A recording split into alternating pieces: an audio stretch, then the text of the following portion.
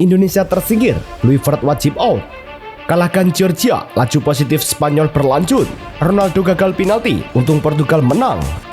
Hat-trick Haaland hancurkan Israel.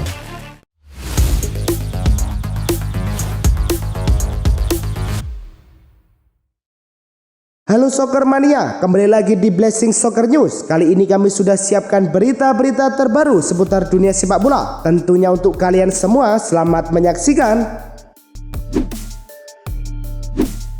Pertandingan kualifikasi Piala Dunia Zona Asia antara Uni Emirat Arab melawan Oman berlangsung di Doha. Oman lebih dulu unggul di menit ke-12 lewat gol Amjad Al-Harthi.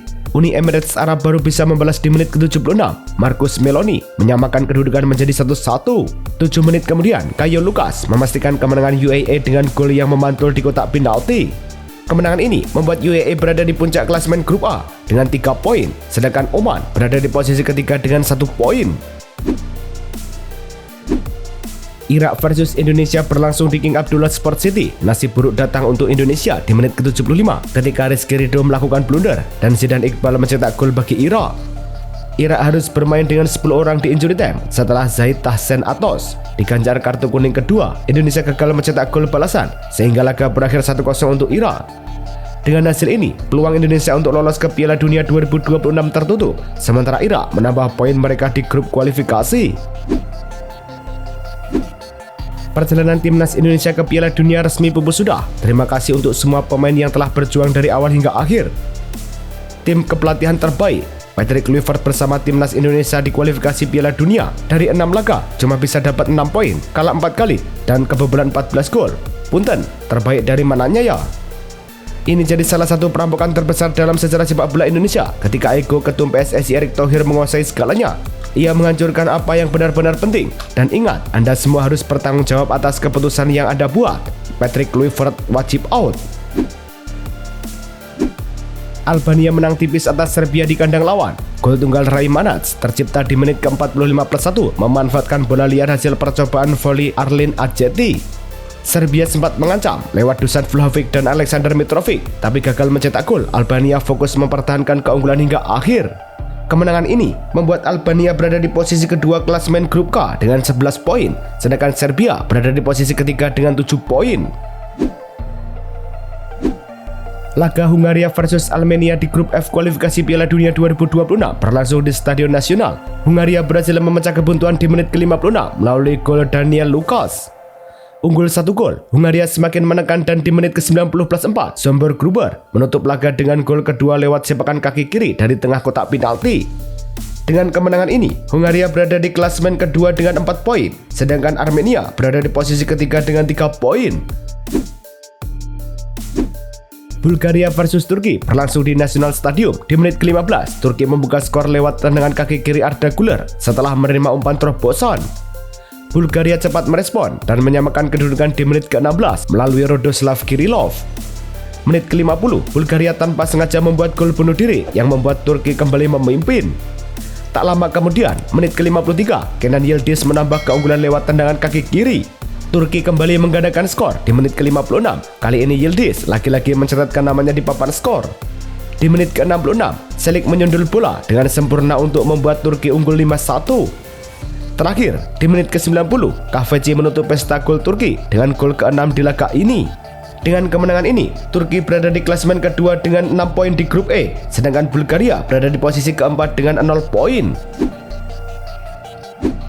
Timnas Turki menampilkan performa menawan lewat bintang muda mereka, Arda Güler dan Kenan Yildiz, saat menang besar atas Bulgaria. Arda, 20 tahun, tidak hanya mencetak 1 gol tetapi juga menyumbang 2 assist, sekaligus menciptakan 4 peluang dan memenangkan 3 pelanggaran. Sementara itu, Kenan Yildiz menunjukkan ketajamannya dengan mencetak 2 gol dan menyelesaikan 4 take-ons, mencatatkan performa terbaik di tim.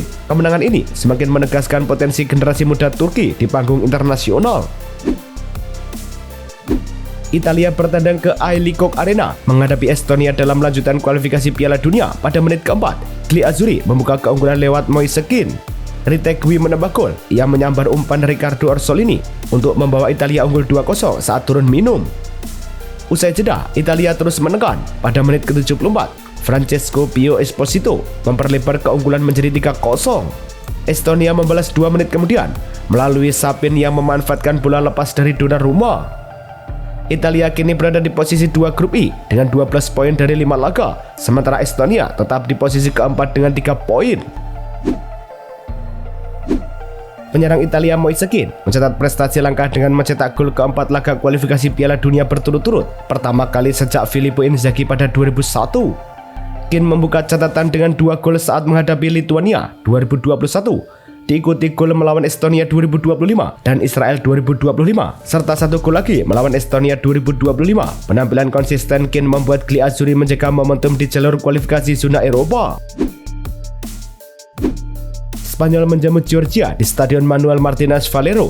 Tim tuan rumah membuka keunggulan pada menit ke-24 lewat Yeremy Pino, membawa Spanyol unggul 1-0.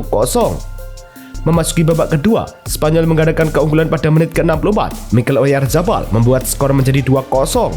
Georgia gagal memperkecil ketertinggalan hingga peluit panjang berbunyi.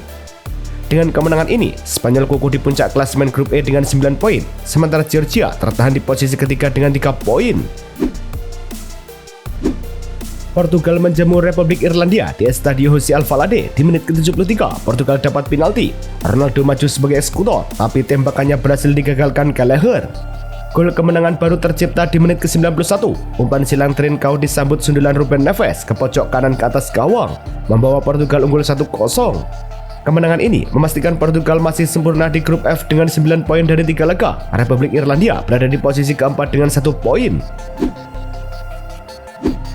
Kevin Gallagher, kiper Brentford asal Irlandia, kembali menunjukkan ketajamannya di bawah Mistar dengan mencatat 3 penyelamatan penalti penting baru-baru ini. Dalam periode Oktober sampai November 2025, Gallagher sukses menahan tembakan Cristiano Ronaldo 25 Oktober, Bruno Fernandes September 2025, dan Kylian Mbappe 24 November.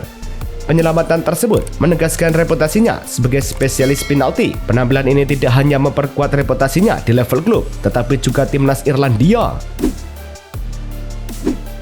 Norwegia menjamu Israel di Ullevål Stadium. Norwegia membuka skor di menit ke-18. Pemain Israel Anan Halaili justru membobol gawang sendiri. Haaland menebus kegagalan penalti di menit ke-28 dengan sepakan rendah yang bersarang di gawang Israel. 1 menit berselang, Israel kembali kecolongan gol bunuh diri. Skor pun menjadi 3-0. Memasuki babak kedua, Erling Haaland kembali mencetak gol keduanya di menit ke-62 lewat tandukan. 4 menit kemudian, Haaland kembali menanduk bola hasil crossing Nusa untuk mencetak hat-trick. Tim asuhan Ståle Solbakken melanjutkan rekor kemenangan 100% di grup I, mengumpulkan 18 poin dari 6 laga. Erling Haaland kembali menunjukkan ketajamannya di depan gawang. Striker berusia 25 tahun ini sudah mencetak 21 gol dari 12 pertandingan musim ini, baik untuk klub maupun timnas Norwegia. Menurut laporan dari Squawka, Haaland berhasil mencetak gol dalam 10 pertandingan terakhirnya, termasuk 8 gol dalam 2 laga terakhir bersama tim nasional. Dengan 51 gol dari 46 penampilan untuk Norwegia, Haaland juga telah mencetak 27 hat-trick sepanjang karir internasionalnya. Carlo Ancelotti yang menaungi tim nasional Brasil sejak Mei menunjukkan catatan solid dengan 3 kemenangan, 1 imbang, dan 1 kekalahan. Menurut laporan Globo Esporte, Federasi Sepak Bola Brasil berencana menawarkan perpanjangan kontrak kepada Ancelotti dalam beberapa bulan mendatang sebelum Piala Dunia 2026 digelar. Sang pelatih asal Italia juga menyatakan minatnya untuk melanjutkan kerjasama. Brasil sendiri telah memastikan tiket ke Piala Dunia 2026, menjadikan masa depan Ancelotti tak bergantung pada hasil turnamen nanti. Inter Miami dikabarkan menyiapkan langkah besar untuk mendatangkan Neymar ke MLS, berharap menciptakan kembali trio legendaris MSN bersama Lionel Messi dan Luis Suarez. Menurut The Daily Mail, Neymar ditawarkan ke klub milik David Beckham menjelang berakhirnya kontraknya pada Desember mendatang. Dengan Messi, Suarez serta kehadiran Neymar diprediksi dapat menghadirkan era baru bagi klub Florida ini. MLS dinilai ideal untuk Neymar menjaga performa jelang Piala Dunia 2026. AS Monaco resmi mengumumkan Sebastian Pochettino sebagai pelatih kepala baru mereka. Pelatih asal Belgia berusia 38 tahun ini datang dari Union Saint-Gilloise, menggantikan Adi Hatter yang telah meninggalkan kursi pelatih beberapa pekan lalu. Menurut pernyataan resmi klub, Pochettino menandatangani kontrak hingga Juni 2027 bersama tim Rouge and Blanc. Saat ini, AS Monaco berada di peringkat kelima Ligue 1 dengan 13 poin dari 7 pertandingan. Langkah ini diharapkan membawa stabilitas dan meningkatkan performa tim di kompetisi domestik maupun Eropa. Ousmane Dembélé dikabarkan berada dalam tahap pemulihan yang baik dan siap kembali memperkuat Paris Saint-Germain pada laga Ligue 1 menghadapi Strasbourg Jumat mendatang. Jika tidak ada kendala terakhir, pemain 28 tahun ini cedera hamstring pada September lalu dan sejak itu absen di 6 pertandingan PSG. Cedera Dembélé sempat memicu ketegangan antara PSG dan Federasi Sepak Bola Prancis yang kritis terhadap penanganan cedera pemain. Rehabilitasinya sejauh ini sesuai jadwal 6 minggu dari tim medis PSG.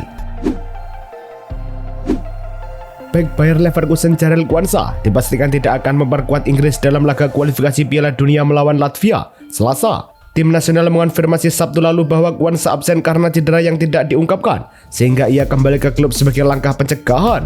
Pemain berusia 22 tahun ini telah menjadi andalan lini belakang Leverkusen musim ini. Inggris yang diasuh Thomas Tuchel memilih tidak memanggil pengganti.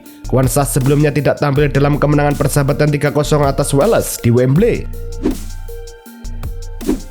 Bek tengah Bayern Munchen Dayot Upamecano dan agennya tetap menolak menurunkan tuntutan finansial dalam negosiasi perpanjangan kontrak. Menurut laporan Florian Plettenberg, klub telah menawarkan kesepakatan jangka panjang. Namun, perbedaan soal gaji dan biaya agen masih belum menemukan titik temu.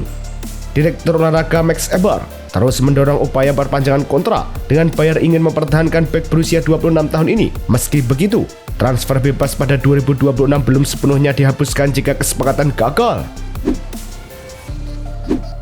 FC Bayern dikabarkan terus memantau situasi striker Juventus Dusan Vlahovic menjelang kontraknya yang berakhir pada musim panas 2026. Menurut pakar transfer Fabrizio Romano, Bayern tetap mengikuti perkembangan sang penyerang Serbia dengan cermat. Namun, saat ini belum ada pembicaraan untuk kepindahan pada Januari. Juventus disebut ingin Vlahovic menyelesaikan musim bersama klub dan kemungkinan perpanjangan kontrak sama sekali tidak dibahas. Romano menekankan, fokus Bayern adalah transfer gratis pada 2026. Real Madrid dikabarkan membuka peluang bagi Endrick untuk dipinjamkan ke Serie A pada Januari mendatang. Menurut jurnalis Italia Matteo Moretto, setelah pulih dari cedera panjang, striker 19 tahun ini kesulitan mendapatkan menit bermain di bawah arahan Xabi Alonso. Meskipun musim panas lalu diminati beberapa klub, Endrick memilih bertahan di Santiago Bernabeu. Namun, dengan Piala Dunia 2026 di depan mata, sang pemain ingin mencari kesempatan tampil lebih banyak. Mantan gelandang Arsenal Jack Wilshere dikabarkan tengah berunding dengan klub Ligue 1 Luton Town untuk menempati posisi pelatih kepala. Menurut laporan Talksport, posisi ini kosong setelah Matt Blomfield dipecat menyusul 5 kekalahan dari 11 laga awal musim. Wilshere terakhir menjabat sebagai pelatih interim Norwich namun belum pernah memegang jabatan permanen. Ia menolak tawaran kembali ke staf Arsenal musim ini untuk mengejar kesempatan menjadi pelatih kepala secara tetap. Steven Gerrard memilih untuk tidak kembali menukangi Rangers untuk periode kedua. Demikian laporan Sky Sport. Legenda Liverpool ini sempat menjadi kandidat kuat setelah pemecatan Russell Martin pekan ini. Pada masa pertamanya, Gerrard berhasil membawa Rangers meraih gelar Liga pertama dalam 10 tahun dan tetap disukai para penggemar. Namun, ia menilai waktu saat ini belum tepat untuk kembali ke Ibrox dan memutuskan mundur dari perburuan posisi tersebut. Gerrard sendiri belum bekerja sejak Januari lalu usai meninggalkan Al-Ettifaq. Bek Liverpool Ibrahima Konate dipastikan meninggalkan pemusatan latihan timnas Prancis dan kembali ke klub akibat masalah kebugaran. Konate sempat duduk di bangku cadangan saat kemenangan 3-0 Prancis atas Azerbaijan. Namun, ia tidak akan ikut perjalanan ke tim Islandia pada Senin mendatang. Pelatih Didier Deschamps mengungkapkan, Konate datang ke camp dalam kondisi lelah dan cedera otot quadriceps membuatnya absen dari latihan tim utama. Informasi ini dilaporkan oleh situs resmi FFF, memastikan keputusannya mengikuti protokol kesehatan dan pemulihan pemain. Gelandang Chelsea Enzo Fernandez dipastikan menarik diri dari skuad Argentina. Dikonfirmasi oleh Federasi Sepak Bola Argentina, pemain berusia 24 tahun itu mengalami peradangan di lutut kanannya sehingga diputuskan untuk tidak ikut menghadapi laga persahabatan melawan Puerto Rico pada Rabu mendatang. Belum jelas seberapa parah cedera ini, namun rencana awal memang untuk memberinya waktu istirahat musim ini. Fernandes dikenal kerap bermain meski merasakan sakit, tampil di seluruh laga Premier League bersama Chelsea. Harry Maguire dikabarkan siap menolak tawaran menggiurkan dari klub-klub Liga Pro Saudi demi tetap bersama Manchester United jika pihak klub menawarkan kontrak baru. Seperti dilaporkan Manchester Evening News, bek 32 tahun ini diminati Al Nassr dan Al-Ettifaq dengan nilai kontrak mencapai sekitar 500.000 pound sterling per minggu. Maguire ingin memastikan posisinya tetap penting dalam rencana klub sebelum menandatangani perpanjangan kontrak dan idealnya ingin mengakhiri karirnya di Old Trafford. Manchester United berpotensi berpindah tangan lebih cepat dari perkiraan karena klausul khusus dalam kesepakatan saham minoritas Ineos. Seperti diungkapkan The Athletic, klausul drag along right memberi Glazer insentif finansial untuk menjual klub sebelum Februari 2027. Karena mereka bisa memaksa pemegang saham minoritas, Sir Jim Ratcliffe dari Ineos ikut dalam penjualan penuh dengan harga minimal $33 per saham. Saat ini, Glazer memegang sekitar 68% hak suara, sementara Ineos 29%. Nilai penjualan penuh diperkirakan 5,7 sampai 6 miliar $, berpotensi menjadi transaksi termahal dalam sejarah sepak bola. Itulah tadi kumpulan berita-berita terbaru dari kami. Simak terus berita-berita terbaru lainnya dan jangan lupa like, komen, dan juga subscribe.